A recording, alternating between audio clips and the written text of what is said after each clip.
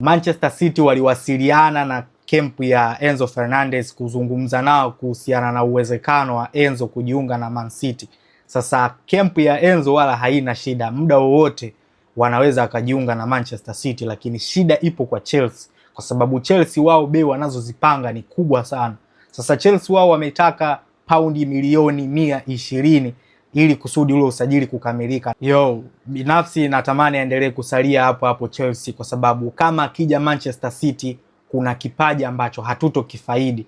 Ikumbuke Manchester City sasa hivi yupo mwishoni kukamilisha dili la Ayubu Buadi. Sasa Ayubu Buadi ni kijana ambaye ana miaka 18, ana talent kubwa. Kama akija pale Manchester City na Enzo naye akaja pale Manchester City, obviously unaweza ukaona kuwa kocha Enzo Maresca ataenda na nani? Ataenda na Enzo Fernandez, kwa sababu tayari alishakuwa matured na tayari alishafanya naye kazi akiwa Chelsea. So kuliko Manchester City wakakipoteza kipaji ambacho kitawasaidia kesho na baadaye, ni afadhali abakie huko Chelsea. Lakini binafsi sioni kama pia inaweza kukamilika, kwa sababu hiyo paundi milioni 120 ni kubwa sana. Msimu huu tu Manchester City wametoka kutoa paundi milioni 116 kwa Elliot Anderson akiwa Nottingham Forest, na sasa hivi tayari kashajiunga nao.